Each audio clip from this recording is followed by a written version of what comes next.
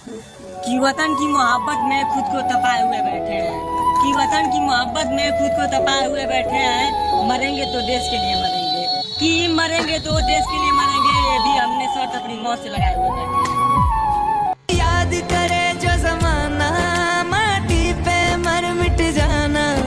अरे कि हे दहिया में गर्मी जून के ना बा, अरे कि हे दहिया में गर्मी जून के ना बा, हे दहिया में गर्मी आर्मी के जुनून के बा।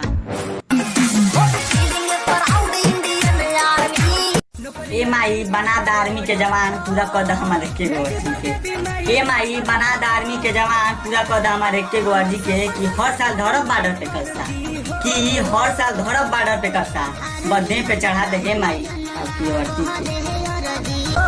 अरे कि हम आर्मी लवर हैं जनाब, हम वंदे मातरम और जय हिंद का नारा लगाते हैं। अरे कि हम आर्मी लवर हैं जनाब, हम वंदे मातरम और जय हिंद का नारा लगाते हैं। हम लड़कियों पे नहीं अपने देश पे जान लुटाते हैं।